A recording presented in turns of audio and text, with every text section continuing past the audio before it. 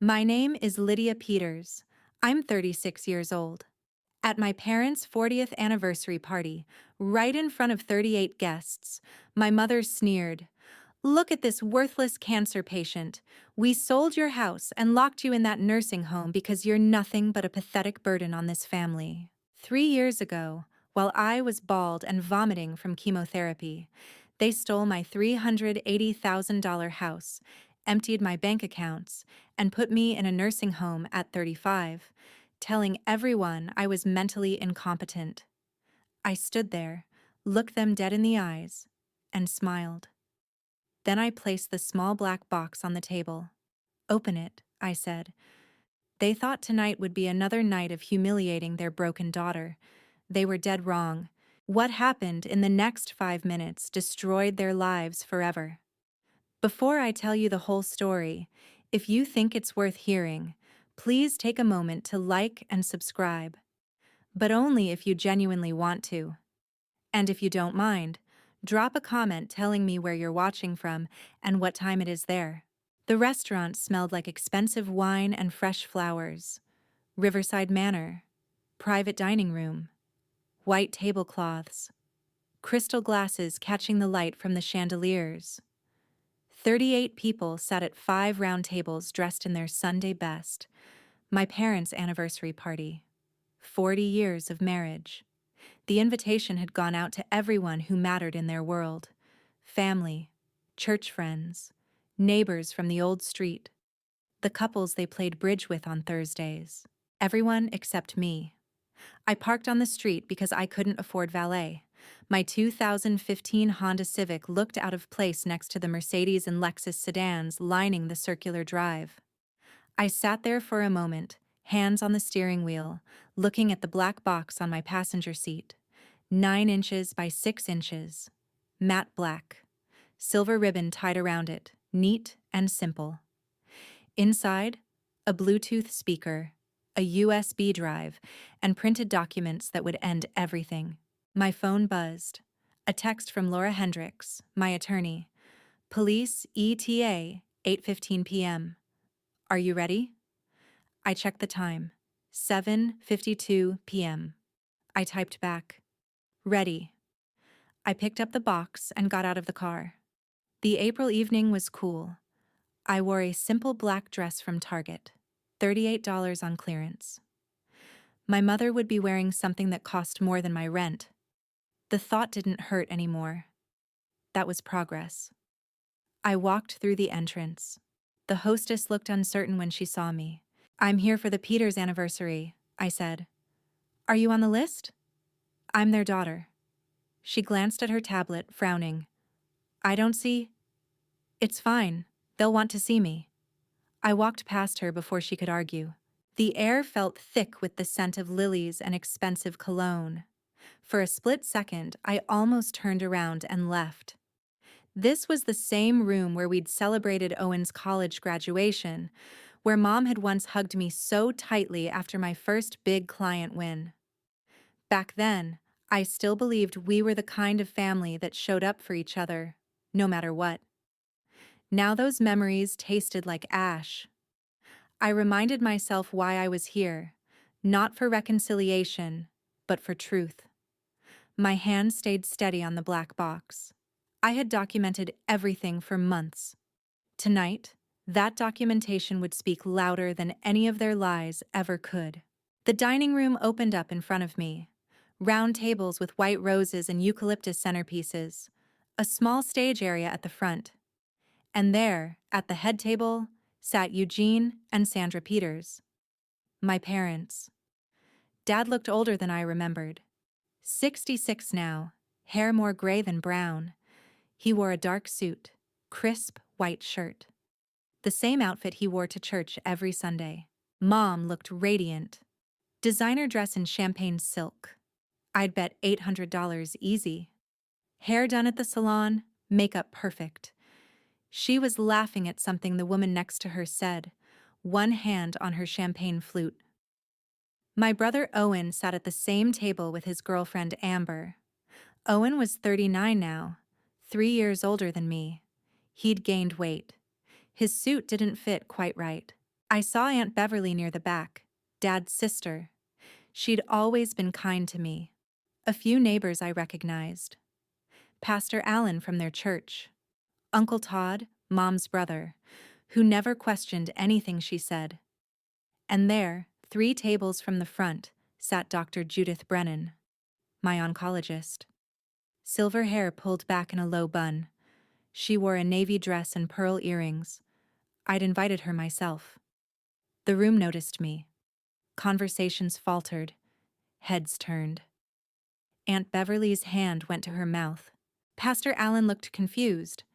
My mother's face went through 3 expressions in 2 seconds. Shock, confusion, rage. My father stood up.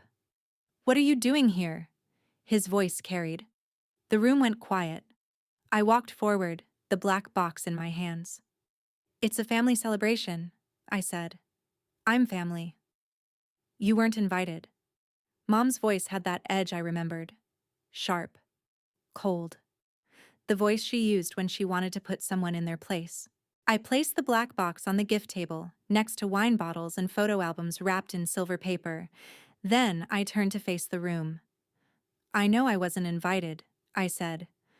"But I brought a gift anyway. Something special for your 40th anniversary." Mom stood up. She'd had at least 2 glasses of champagne.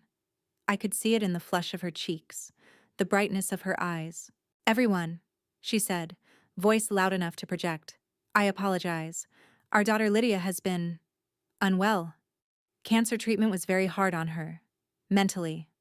Murmurs around the room. Sympathetic looks. "Poor Sandra. Such a burden." "I'm cancer-free," I said. "Have been for 2 years." Mom's laugh was sharp. "Physically maybe, but mentally." She tapped her temple. "The treatment damaged her judgment. She's made accusations.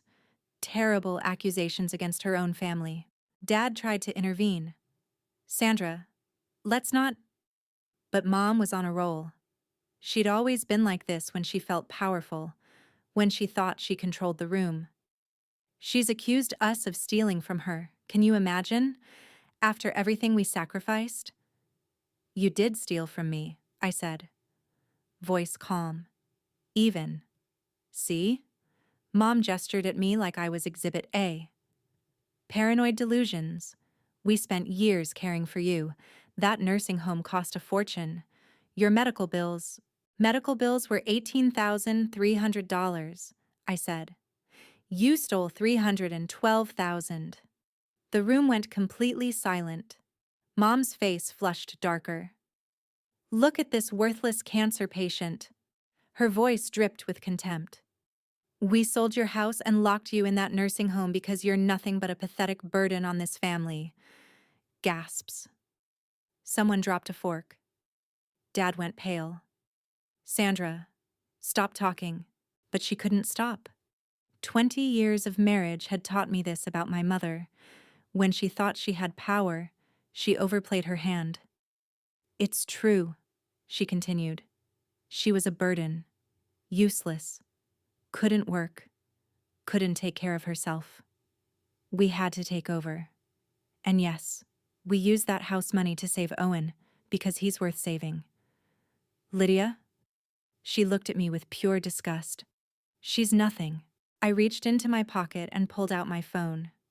Held it up so the room could see the recording app. "Thank you, Mom," I said quietly, "for saying that in front of 38 witnesses." Her face drained of color. "Because this phone," I continued, "has been recording since I walked in. I need to take you back 3 years, to May 18th, 2023. The day I found out I had cancer. I was 33 years old. I lived alone in a small house in the Elmwood neighborhood, a 1,480 square foot 3-bedroom bungalow my grandmother Helen had left me when she died in 2018. No mortgage, paid off, mine. I worked as a freelance graphic designer. I had 5 steady clients on retainer contracts. I was making $89,000 a year. Not rich, but comfortable, stable. I'd been divorced from Trevor Walsh for 2 years. The split was amicable, We just wanted different things. He'd moved to Portland for work. We texted occasionally, birthday wishes, that kind of thing. My life was small, but it was mine. The lump appeared in early May. I found it in the shower, a hard knot just above my left breast. I told myself it was nothing. A cyst, a lymph node, anything but cancer. 3 weeks of denial before I called my doctor. Mammogram, ultrasound, biopsy. Then the call. Dr. Judith Brennan's voice was calm, professional. "Lydia, I need you to come in. We found cancer." The appointment was May 18th at 2 in the afternoon. I remember the oncology wing at St. Mary's Hospital. Beige walls, watercolor paintings of beaches and sunsets. A waiting room full of people who all looked too tired to be there. Dr. Brennan didn't waste time. Invasive ductal carcinoma. Stage 2. It's a 2.3 centimeter tumor. Grade 2, hormone receptor positive, HER2 negative. The word sounded like a foreign language. "What does that mean?" I asked. "It means we caught it relatively early. The survival rate is very good, around 90% for stage 2. But we need to treat it aggressively. 6 rounds of chemotherapy, surgery to remove the tumor, then 6 weeks of radiation." "How long? Start to finish?" "About 10 months. 10 months. Almost a year of my life." "What about work?" I asked. "I'm freelance. If I can't work, we'll manage," Dr. Brennan said. "Some people continue working through treatment. Others can't. It depends on how you tolerate the drugs."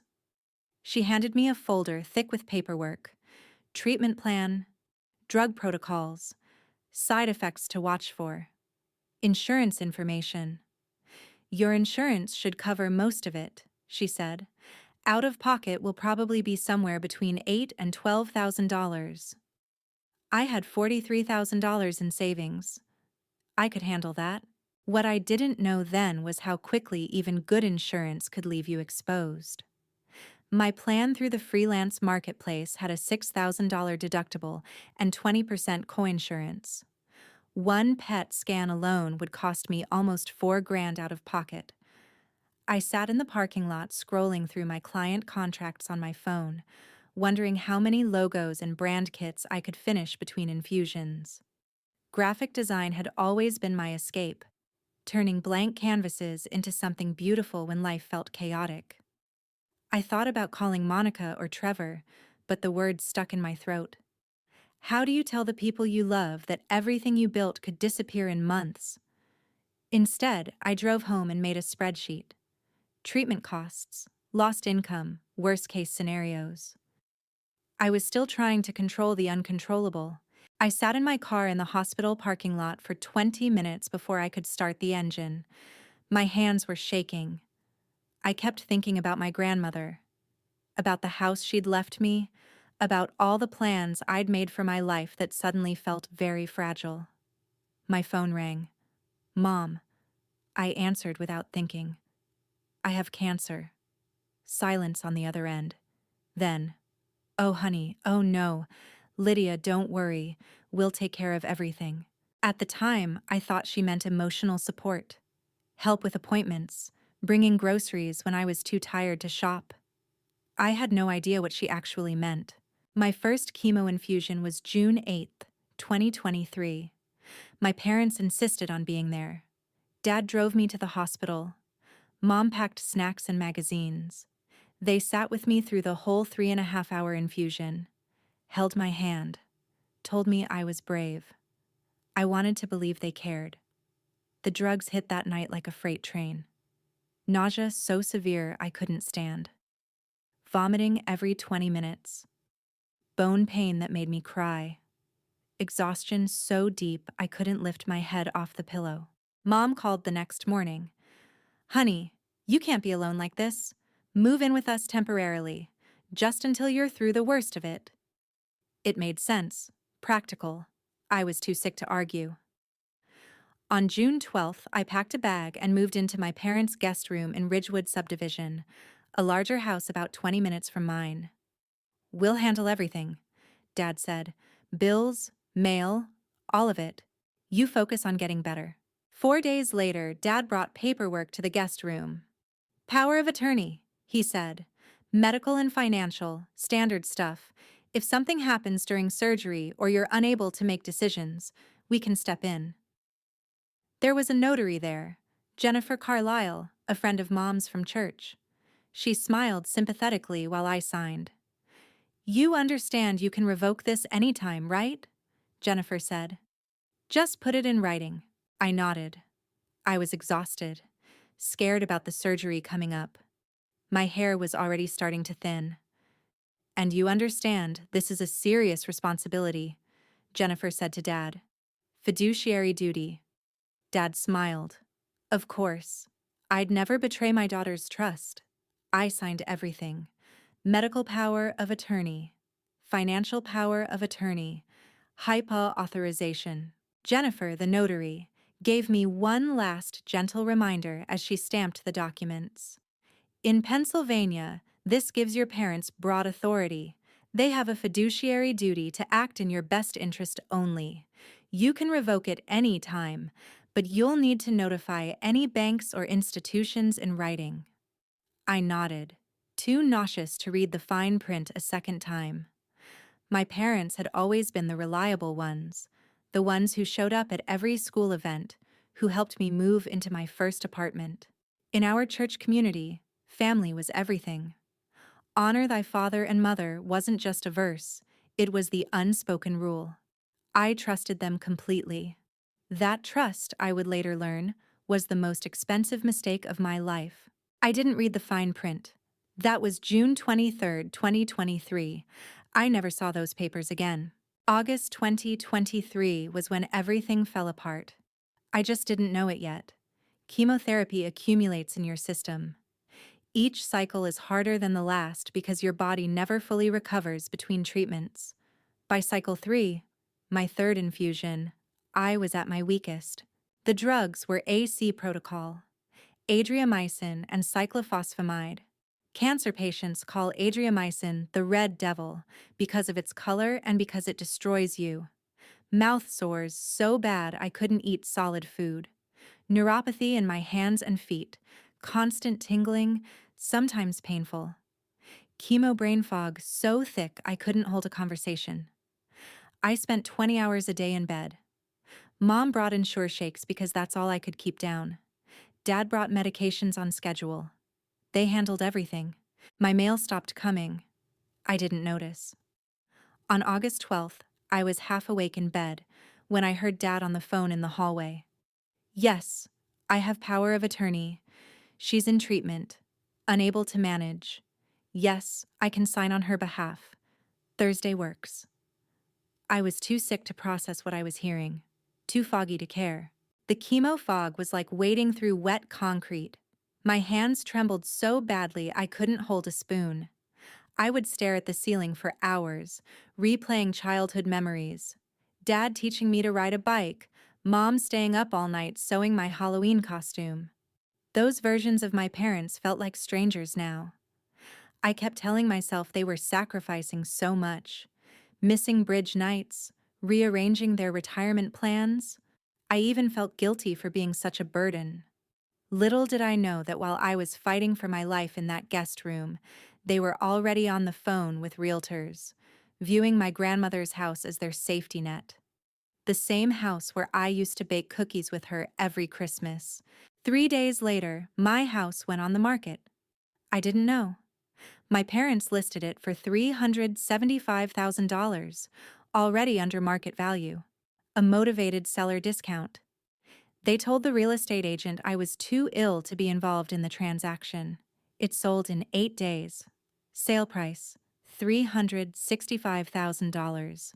My grandmother's house. The house she'd worked her whole life to pay off. The house she'd left to me because I was the one who visited her every Sunday, who brought her groceries, who sat with her when she was dying. Gone.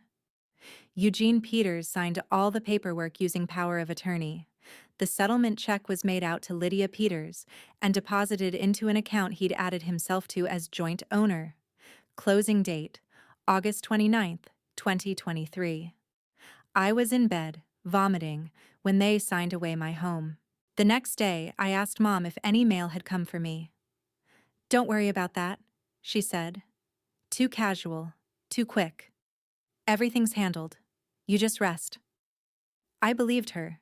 The house sale netted $356,700 after closing costs. On September 5th, my parents transferred $43,000 from my savings account, money I'd worked years to save, into their joint account. Total in their control, $399,700. On September 8th, they wired $180,000 to Las Vegas. Not for medical bills, for my brother Owen's gambling debts. Owen had a problem: online poker, casino trips. He'd racked up markers at 3 different Vegas casinos. They were threatening legal action, collections. His credit was destroyed. The text messages, which I wouldn't see until much later, obtained through legal subpoena, told the story. Owen: "Dad, did you do it? The casinos are threatening legal action. I need $180,000 by Friday." Dad: "Done. Transferred this morning. But this is IT. No more bailouts." Owen: "Thanks, Dad. I swear this is the last time. Lydia doesn't need to know, right?" Dad: "She'll never know." $95,000 went into their retirement investment account, their future, their comfort. $37,000 was paid to Meadowbrook Care residents as a deposit and advance payment. For what, you ask? For the nursing home they were about to put me in. On September 13th, Mom sat me down. "Honey, we need to talk about your living situation. The treatment is taking so long. We think it would be better if you were in a professional care facility. Just temporarily. Somewhere with nurses 24/7. I was exhausted. Scared. "Like what?" "A lovely recovery residence," she said. "We've already arranged it." The next day, they took me to tour Meadowbrook Care Residence. The building was old, institutional. It smelled like disinfectant and overcooked vegetables. The lobby had a fish tank with algae on the glass. A bulletin board announced bingo on Thursdays. I saw elderly residents being wheeled through the hallways, wheelchairs and walkers, faces slack with dementia. "This is a nursing home," I said. "It's a skilled nursing facility," Dad corrected. "Perfect for recovery." I didn't want to be there, but I was too weak to fight, too scared to be alone. And they were my parents. They'd been taking care of me for 3 months. I trusted them. They admitted me to room 218 on September 15th, 2023. My roommate was Agnes Kowalski, 82 years old, advanced dementia. She spent most of the day staring at the wall or calling for her dead husband. I was 33 years old, sharing a room with someone who thought it was 1987. The first week, I tried to explain to the staff that I was only 33 and recovering from cancer. They smiled politely and offered me adult diapers, just in case. Nights were the worst. Agnes would wake up screaming for her husband who'd been dead 30 years. I'd lie there listening to the beep of call lights and the distant shuffle of walkers, wondering if this was what my future looked like. I started keeping a secret journal on scrap paper the dietary aide slipped me. Writing was the only way I could prove to myself I was still me, not the confused patient they kept charting me as. I documented every medication round, every conversation with my parents. Even then, some part of me still hoped they would change their minds and bring me home. The staff treated me like I belonged there, like I was one of them. The confused elderly residents who needed help getting dressed, who forgot their medications, who got lost on the way to the bathroom. "Good morning, Lydia," the CNA would say in that sing-song voice people use with children and dementia patients. "Time to get up for breakfast. Do you need help getting dressed?" No, I'd say. I can dress myself. I'm only here because of chemo. That's wonderful, honey. Let's try to get dressed by ourselves today then. Like I was a toddler learning to use a spoon. The daily schedule was rigid. Wake at 6, breakfast at 7, activities at 10, bingo with people who couldn't remember their own names, lunch at noon, forced rest time at 2, dinner at 5, medication rounds at 8, lights out at 9. If I tried to stay up past 9, staff would come in with concern about my behavioral issues. Agnes screamed at night, called for her husband. Sometimes she tried to leave the room at 3 in the morning. Sometimes she threw her food. And I lay there in the other bed, cancer-free by medical standards but trapped in a nursing home, wondering how my life had become this. On day 4, I asked for my phone to check email, to contact my clients. The CNA looked uncomfortable. Your mother took it. She said screen time was making your confusion worse. I don't have confusion, I said.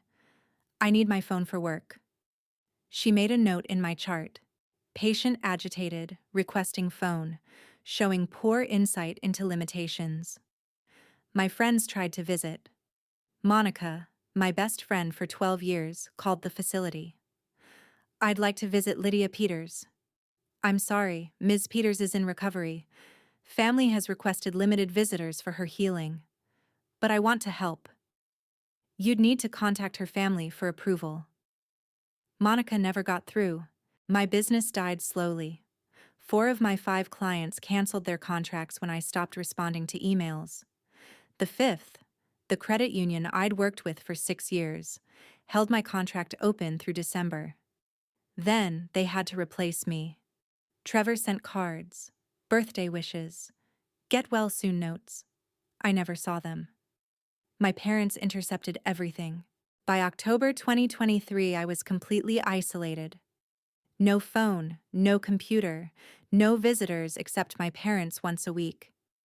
No mail, no connection to the outside world. I was 33 years old, living in a nursing home, being treated like I had dementia, with no way to tell anyone I didn't belong there.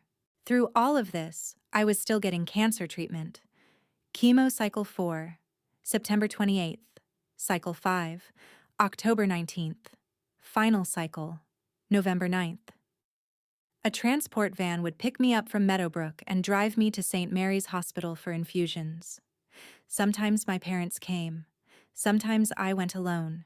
Surgery on December 14th. Lumpectomy and axillary node sampling. 2 hours under anesthesia. They removed the tumor and checked my lymph nodes. Pathology came back clean. No spread. Stage 2. A confirmed. Dr. Brennan hugged me after the post-op appointment. You did it, Lydia. Clear margins. No lymph node involvement. The chemo worked. I cried, not from relief, from fear, because I was cancer-free, and I was still trapped. Radiation started January 15th, 2024. 6 weeks. 5 days a week. 20-minute sessions under the linear accelerator. The radiation oncologist drew on my chest with permanent marker. Target points for the machine. The marks would fade, but the skin burns didn't. Second-degree equivalent. My chest felt like it was on fire for weeks. Final radiation session, March 8th, 2024. There's a tradition in cancer centers. When you finish treatment, you ring a bell. Other patients clap. Staff celebrates. It's supposed to be joyful. I rang the bell. People clapped. I cried. Not from joy, from fear.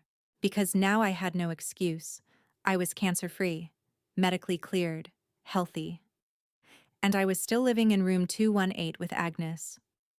Dr. Brennan pulled me aside after.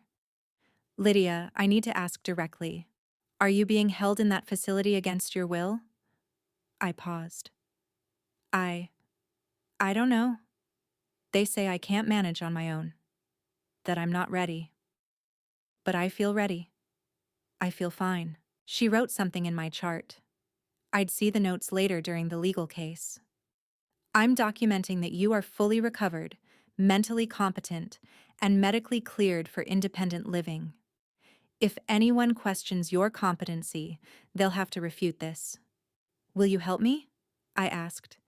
If I need a witness? That I'm not crazy? She squeezed my hand. Absolutely. I've been a doctor 30 years. I know abuse when I see it. And Lydia, what's happening to you is abuse. April 12th, 2024. 8 months in Meadowbrook. Cancer-free for 1 month. I'd had enough. I demanded a discharge meeting with the facility director. She scheduled it for 2:30 that afternoon in the conference room. I called my parents, told them to be there. They arrived looking annoyed. Mom's lips pressed thin, Dad's jaw tight. The social worker sat with us, Deborah Martinez, a tired woman in her 50s who'd seen too much. I want to go home, I said. To my home. Not your house. My grandmother's house. Mom and Dad exchanged a look. Honey, Mom said, we need to talk about that. About what? We sold the house last August, during your treatment. Remember? We discussed it. The room tilted. We did not discuss it. I never agreed to sell my house. You were very sick, Dad said. You signed the papers. I never signed papers to sell my house. Show me. Show me my signature. We don't have to show you anything, Mom said. Cold. Final. It's done. The house is gone. I felt something crack inside my chest. Where is the money? $365,000. Where is it? Medical bills, Dad said. You know how expensive cancer treatment is. Show me the bills, exact amounts. I want to see every single one. Long silence. We don't owe you an accounting, Mom said. We're your parents. We took care of you. That facility kept you alive. You owe us money, not the other way around. Deborah, the social worker, was taking notes. Her pen moved faster now. How much? I asked, voice shaking. How much did my medical bills cost? Over $200,000, Dad said without hesitation. Plus this facility, $8,000 a month for 8 months. That's another $64,000. The money's gone, Lydia. We used it to keep you alive. The math didn't make sense. Even through the fog of shock, I knew it didn't make sense. Then I revoke your power of attorney, I said.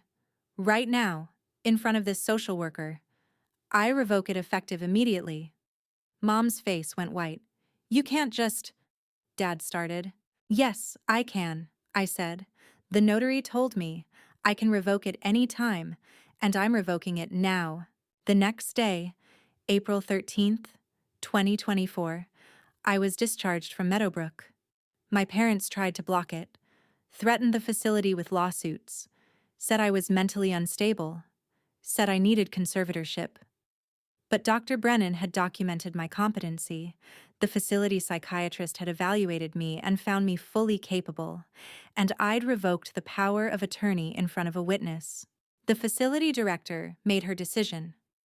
Mr. and Mrs. Peters, your daughter is medically cleared, mentally competent, and has revoked your POA. If we keep her here against her will, that's false imprisonment. You'll hear from our attorney, Dad said. So will you, the director replied. From ours, and from Adult Protective Services. I'm filing a report. I left with 2 bags of clothes and $0.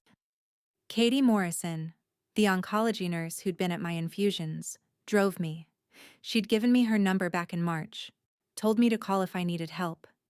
She drove me to Haven House, a women's shelter that accepted abuse survivors. You're safe now, Katie said, and we're going to get you a lawyer. I believed her, but I didn't feel safe.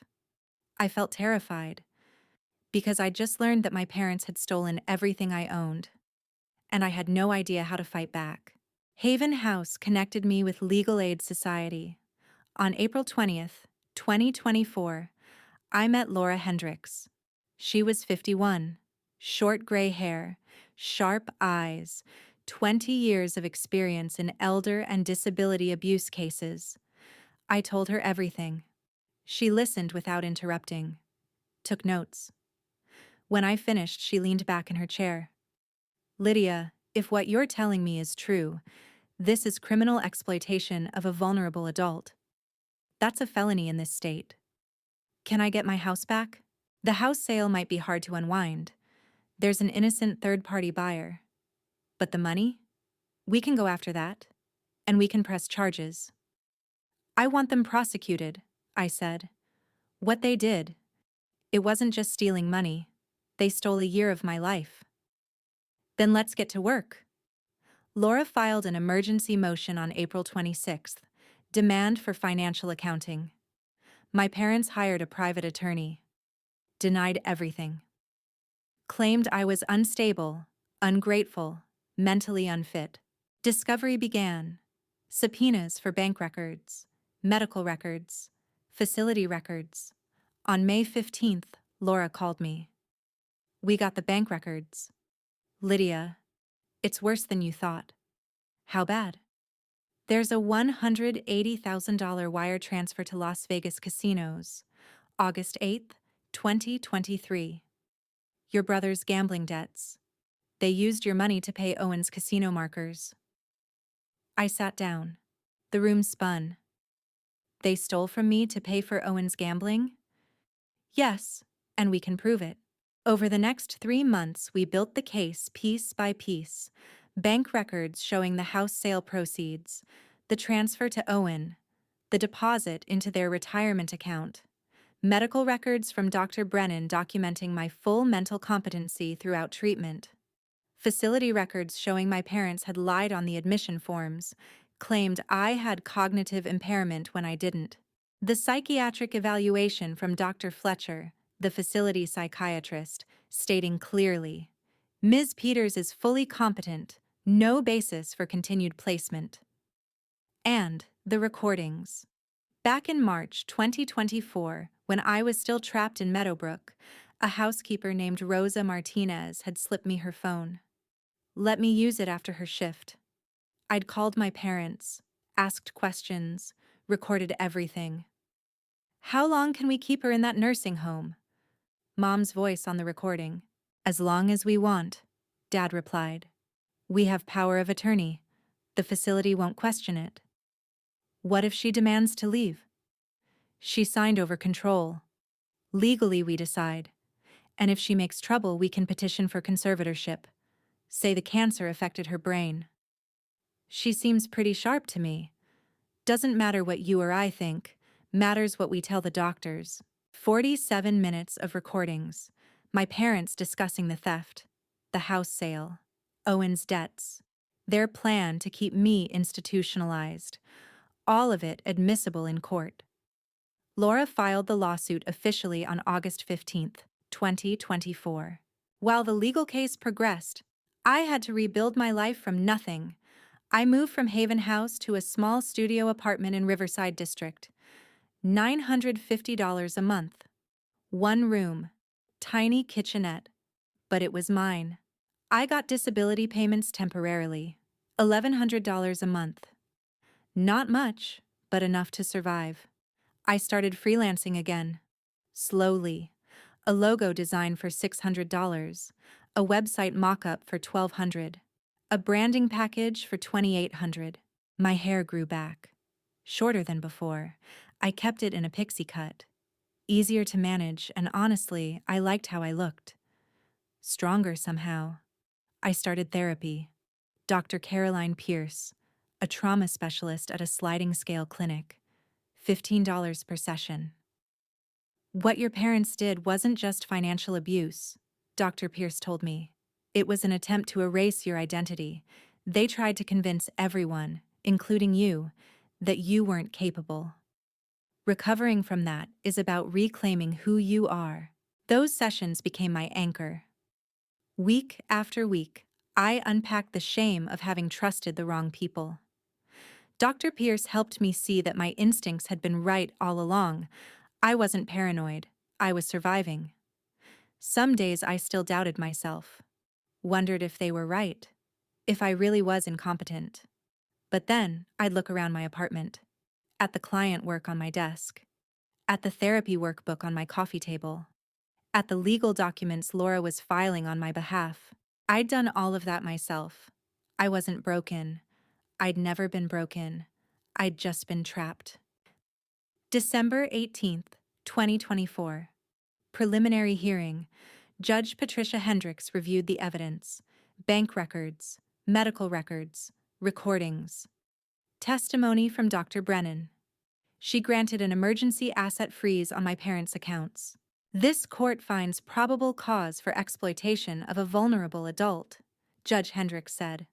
I'm ordering the defendants to account for every dollar of Ms. Peters' money within 30 days, and I'm referring this matter to the District Attorney's Office for criminal investigation.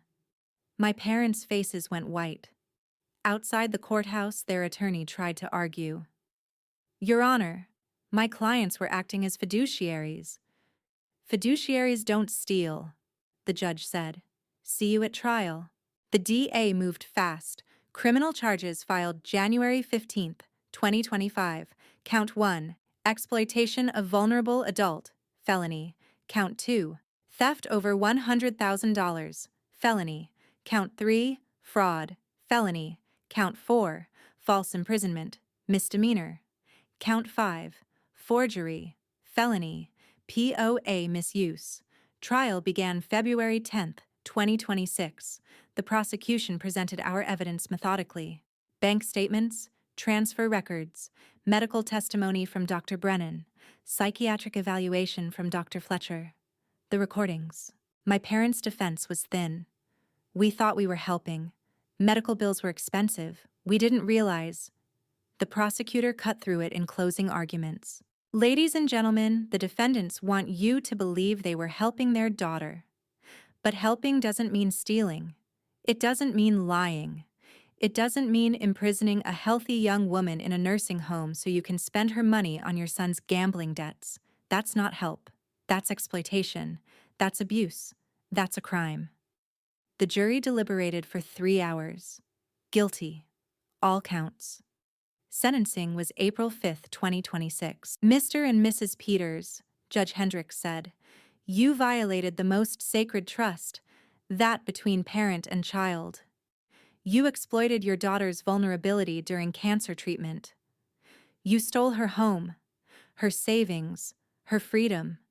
This court finds your actions egregious and deserving of the maximum sentence allowed by law. Eugene Peters, 18 months federal prison, 3 years probation, full restitution. Sandra Peters, 15 months federal prison, 3 years probation, full restitution. Owen pleaded guilty to accessory charges, 12 months probation, 200 hours community service, must repay $180,000. Civil judgment, $850,000 total. Treble damages under elder abuse statutes. My parents' house would be sold. Retirement accounts seized. Every asset liquidated. But they filed an appeal, posted bail, got out pending the appeal process, which meant they were free. Free to plan their anniversary party. Free to invite 38 guests. Free to celebrate 40 years of marriage like nothing had happened. Free to continue their lie until April 19th, 2026. Which brings us back to Riverside Manor, to the private dining room with 38 guests, to my mother standing at the head table, champagne flushed, saying things she thought she could get away with. Look at this worthless cancer patient. We sold your house and locked you in that nursing home because you're nothing but a pathetic burden on this family.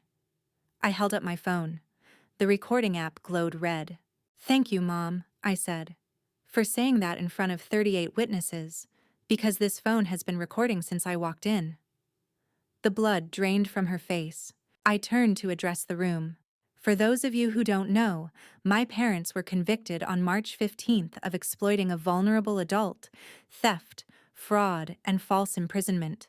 They stole $312,000 from me while I had cancer. They sold my house without permission. They put me in a nursing home and told everyone I was mentally incompetent, when I wasn't. The jury found them guilty. They were sentenced on April 5th. They're only here tonight because they're out on bail. Murmurs through the room, phones coming out, people recording. I walked to the gift table, picked up the black box. Mom just confessed to all of it, in front of you, and it's recorded. I opened the box. Inside, the Bluetooth speaker sat next to printed documents. But in case anyone thinks I'm lying, let's play it back. I pressed play on my phone. The speaker came to life. Mom's voice, from 30 seconds ago. Look at this worthless cancer patient. We sold your house and locked you in that nursing home because you're nothing but a pathetic burden on this family. Her own voice continued. She was a burden. Useless. Couldn't work. Couldn't take care of herself. We had to take over. And yes, we used that house money to save Owen because he's worth saving. Lydia, she's nothing. The room exploded. Aunt Beverly burst into tears. Sandra, what have you done? Pastor Allen stood up, backing away from the head table. You stole from your daughter during cancer? A neighbor I recognized shouted, You put her in a nursing home when she didn't need it? Mom tried to recover. That's out of context. I was upset. I didn't mean. You meant every word, I said, and now everyone knows. I pulled the printed documents from the box, held them up. Court verdict. March 15th, 2026. Guilty on all counts. Sentencing order. April 5th, 2026. 18 months for Dad. 15 for Mom. Restitution order for $850,000. I turned to look at my parents. Dad had gone completely pale. Owen was trying to slip toward the exit. Trevor's sister Claire, who I'd invited, blocked his way. The medical bills? I continued. $18,300. That's all. Insurance covered the rest. But you told everyone it was over $200,000. You lied. You used my cancer as an excuse to steal everything I owned. Aunt Beverly came toward me. Lydia, honey, we didn't know. If we'd known, I know Aunt Bev. That's why I'm here. So everyone knows. The door burst open. Laura Hendricks walked in, briefcase in hand. Behind her, Detective Sarah Ramos and two uniformed officers. Mom's face went from red to white. Sandra Peters, Eugene Peters, Laura said formally. You violated your bail conditions. We did not, Mom started. Detective Ramos stepped forward. You harassed and publicly humiliated your victim. You made threatening statements. You admitted to crimes in front of witnesses. Your bail is revoked. This is ridiculous, Dad said. Turn around, hands behind your back. The click of handcuffs echoed in the silent room. Mom started screaming. Lydia did this. She's destroying this family. I walked closer. Close enough that she could see my face. Close enough that everyone could hear. You destroyed me first, I said. Quiet. Calm. 3 years ago, while I had cancer, while I was bald and vomiting and terrified. You sold my house. You stole my savings. You locked me in a nursing home and told everyone I was crazy. You humiliated me for 8 months, made me live with dementia patients, took my phone, blocked my friends, killed my business. All so you could steal from me, so you could pay Owen's gambling debts, so you could fund your retirement. I held up the phone with the recording. Tonight, you confessed to all of it in front of 38 people. I just made sure it was recorded. Because unlike you, I have evidence. I have proof. I have witnesses. Dr. Brennan stood up. She'd been quiet until now, sitting 3 tables back. But now she walked forward. I'm Dr. Judith Brennan, she said to the room. I'm Lydia's oncologist. I treated her through 6 months of chemotherapy, surgery, and radiation. I documented her full mental competency at every appointment. She was never incompetent. She was never confused. She was cancer sick. not brain damaged. What these people did, she gestured at my parents, is criminal, and I'm glad they're finally facing consequences. The officers led my parents toward the door. Mom was still screaming. Dad had gone silent, head down. I watched them go. 38 people watched them go. At the head table, Amber, Owen's girlfriend, slowly removed her engagement ring. She slid it across the table toward him, stood up, walked out. Owen sat alone, head in his hands. The room was chaos now. People shouting questions, recording on phones. Pastor Allen trying to calm people down. Aunt Beverly hugged me. I'm so sorry. We should have known. We should have helped. You didn't know because they lied, I said. They're very good at lying. Laura appeared at my elbow. Lydia, we should go. You don't need to be here for this. I looked around the room one last time, at the white roses and eucalyptus centerpieces, at the champagne flutes, at the anniversary cake that would never be cut, at the gift table, where my black box still sat with its lid open. Yeah, I said, let's go.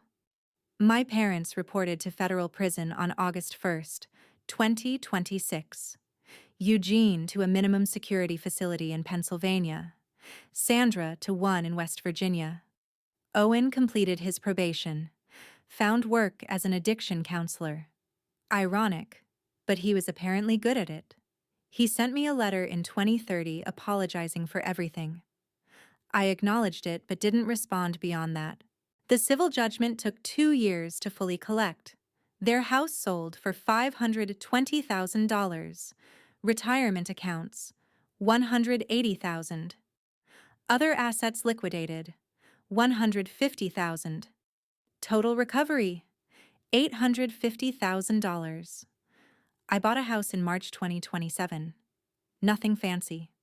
A small 3-bedroom in a quiet neighborhood. $285,000. No mortgage. Mine. Before I even moved in, I knew part of the space would become the future home of Survivor Shield. The idea had been growing since my first therapy session, a place where people fighting cancer or any serious illness could get free legal templates, POA reviews, and emergency advocacy. I wanted no one else to feel as powerless as I had in room 218. I expanded my freelance business, hired an assistant, started making $65,000 a year, not as much as before, but enough. And I started a nonprofit, Survivor Shield. The mission: protect vulnerable adults from financial abuse during medical crises. We offer free legal consultations, power of attorney reviews, medical advocacy, and support groups. In our first year, we helped 23 families, recovered $85,000 in stolen assets through legal referrals, reviewed over 150 powers of attorney, referred 8 cases to law enforcement. I'm the founder and executive director. I employ 2 part-time staff members and 12 volunteers. We're funded by my donation, grants, and small donors. Our first client came in October 2026. A 68-year-old man with lung cancer. His daughter was trying to take his house. I sat across from him in our small office. He looked defeated, scared. Tell me your story, I said. I've been there, and I'm going to help you fight. We saved his house. That's what I do now. I help people fight back. April 2031. I'm 41 years old. I'm at Dr. Brennan's office for my 5-year cancer checkup. The scan came back clean. 5 years cancer-free. In medical terms, I'm cured. Lydia Peters, Dr. Brennan says, smiling. 5 years. I'm so proud of you. Thank you, I say, for everything. For believing me when it mattered. For documenting my competency.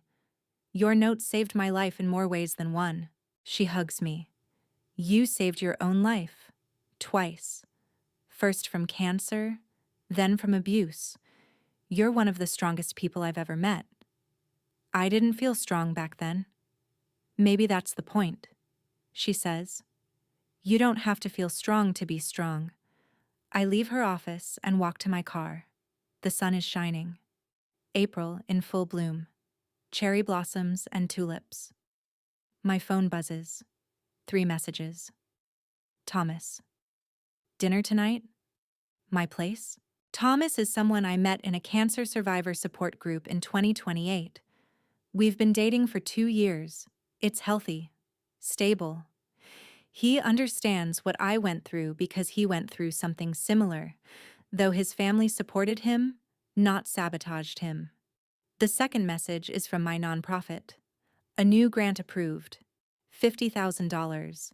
We can hire another staff member. The third is a voicemail from a reporter who wants to interview me about financial abuse during medical crises. I get in my car, start the engine. I think about my parents sometimes. They were released from prison in early 2029 for good behavior.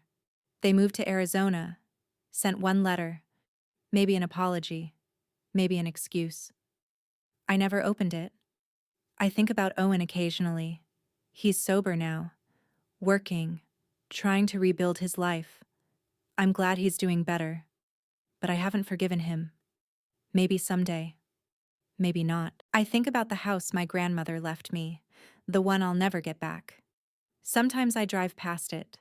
A young family lives there now. Kids in the yard. A tire swing on the oak tree. I'm glad they have it. At least someone's happy there. My house is smaller. But it's mine. I've planted flowers in the garden, hung artwork in every room, created a home office where I run my business and my nonprofit. This is what healing looks like.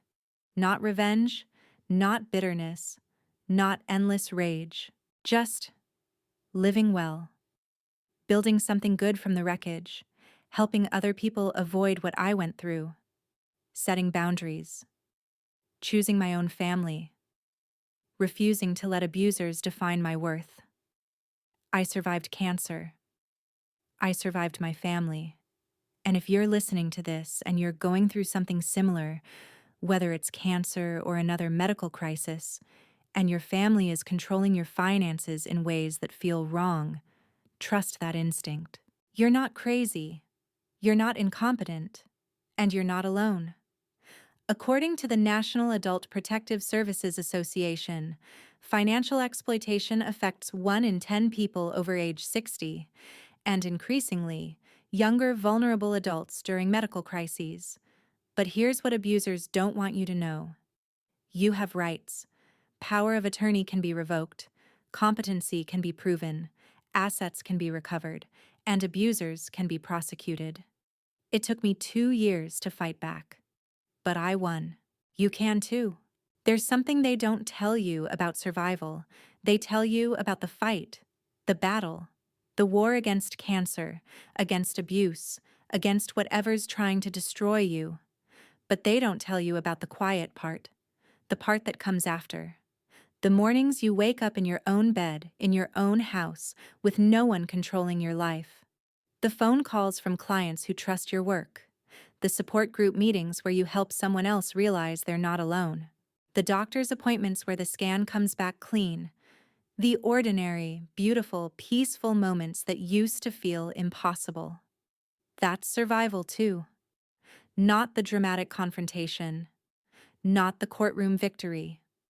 Not even the moment the handcuffs clicked shut on your abuser's wrists. It's the quiet accumulation of safe days, of chosen family, of work you're proud of boundaries you maintain, of self-worth you've rebuilt brick by brick. My name is Lydia Peters. I'm 41 years old.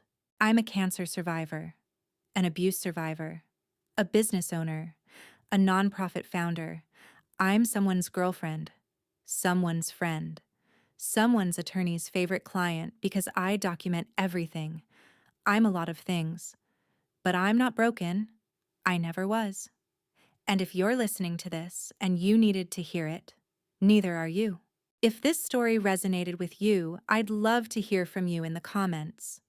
Have you or someone you know experienced financial abuse during a medical crisis? What happened? You're not alone. And your story could help someone else realize they have the power to fight back. Take care of yourselves. Document everything. Trust your instincts. And remember, survival isn't just about medicine. Sometimes it's about refusing to stay silent.